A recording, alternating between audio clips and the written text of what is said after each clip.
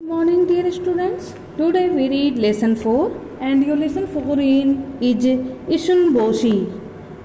What is your chapter name? Your chapter name is Ishun Boshi. आगे की 3 chapter मैंने आपको पढ़ा दिया है, एक्सप्लेन कर दिया है. आई थिंक आप लोगों को समझ में आ गया होगा. बेटा ये नाटक आप लोगों ने देखा होगा, टीवी में भी देखा होगा कि नाटक में कई कैरेक्टर्स होते हैं, कई पात्र होते हैं. तो इसी तरह इसमें भी पात्र अलग अलग हैं. देखिए narrator Issun Boshi, old man, old women, king. ठीक है, ये इसके पात्र हैं इस चैप्टर के. चलिए चैप्टर स्टार्ट करते हैं, देखते हैं इस चैप्टर में क्या है. ठीक है. Once upon a time there lived an old man and a women in Japan. एक समय की बात है कि जापान में एक बूढ़ी औरत, एक बूढ़ा आदमी और एक औरत रहती थी. They had no children. उनके पास बच्चे नहीं थे.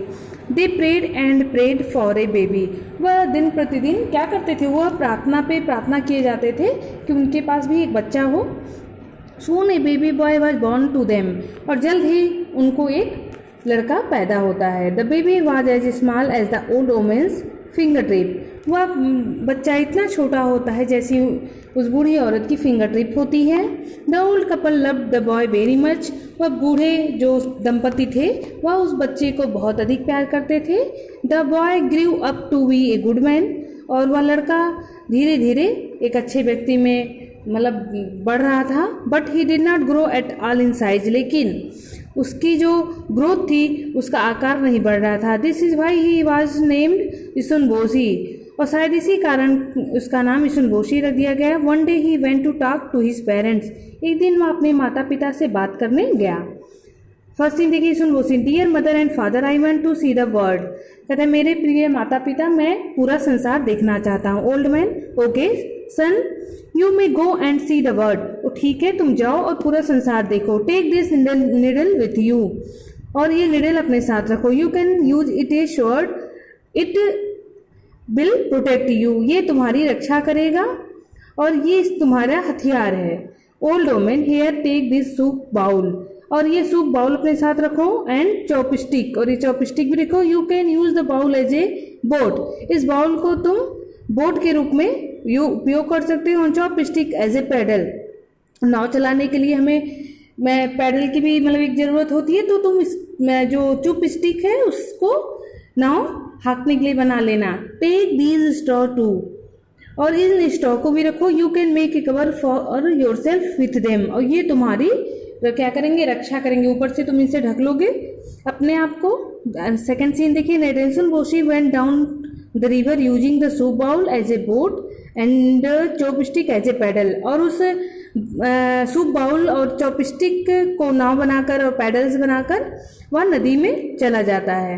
ही use the straw to make to cover to protect himself from getting wet. और भीगने से बचने के लिए वह जो स्ट्राज अपने साथ घास फूस लेके गया था उसको क्या करता है, खुद को ढक लेता है. He went to the palace of the king. वह राजा के महल में पहुंचता है. The palace guard took Issun Boshi to the king. जो महल का गार्ड होता है, दरबारी होता है, मतलब गार्ड होता है रक्षा करने वाला, वह क्या करता है, इशुन बोशी को राजा के पास ले जाता है. The king instantly like Issun Boshi and gave him work to at the palace. राजा को वह पसंद आता है और इशुन बोशी को वह महल में काम पे लगा देते हैं. The king had a very beautiful daughter.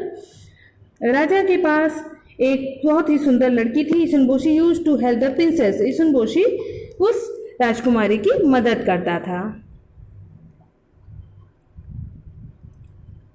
Next देखिए आपका थर्ड सीन क्या है. One afternoon the princess took Issun Boshi to the palace garden to take a walk. और एक दिन वह राजकुमारी दोपहर के समय इशुन बोशी को अपने साथ महल में ले जाती है, महल के बगीचे में ले जाती है टहलने के लिए. Just then an ugly giant appeared. तभी एक क्रूप दानव वहां पर मतलब दिखाई देता है. He wanted to take the princess away. Issun Boshi try to attack the giant. और वह राजकुमारी को ले जाने लगता है.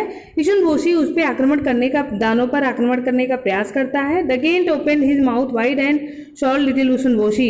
और वह मुंह खोल करके इशुन बोशी को अपने मुंह में ले लेता है. The princess was very scare to see this.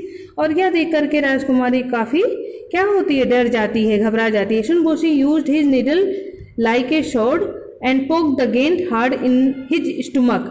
और ईशुनबोशी अंदर जाकर जो नीडल उसके फादर ने उसे दी थी उसको क्या करता है, एक हथियार के रूप में उपयोग करता है और उसे दानों के पेट में चुभा देता है। This hurt the giant so much that he open his mouth wide and out come Issun Boshi. और दर्द के कारण वह जोर से अपने मुंह को करा करके चिल्लाता है, खोल देता है और तभी ईशुनबोशी वहां से बाहर आ जाता है।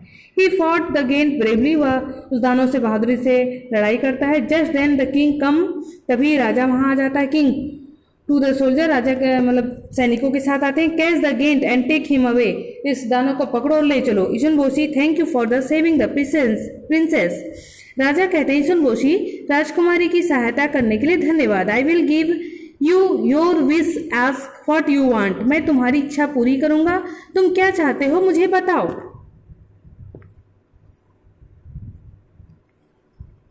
ईशुनबोशी I would like to marry the princess, तो कहता है कि मैं इस राजकुमारी से विवाह करना चाहता हूँ। The king called his magician who cast a spell on Issun Boshi. Issun Boshi become as being as a normal man and very good looking. राजा अपने एक मैजिशियन को बुलाते हैं जो ईशुनबोशी को क्या करते हैं, बड़ा कर देते हैं और ईशुनबोशी अब एक बड़ा और नॉर्मल इंसान बन जाता है और देखने में बहुत ही सुंदर दिखाई देता है। The princess was very happy, राजकुमारी बहुत खुश होती है। Issun Boshi and the princess got married, Issun Boshi और राजकुमारी ने विवाह कर लिया। They lived happily ever after, और उसके बाद वह खुशी पूर्वक एक दूसरे के साथ रहने लगे। तो बेटा आई थिंक आप लोगों को ये चैप्टर पूरा अच्छे से समझ में आ गया होगा। आप लोग इस वीडियो को देख करके चैप्टर को अच्छे से समझ लीजिए, बाकी आगे हम नेक्स्ट वीडियो में रीड करेंगे। Okay, good bye, take care students.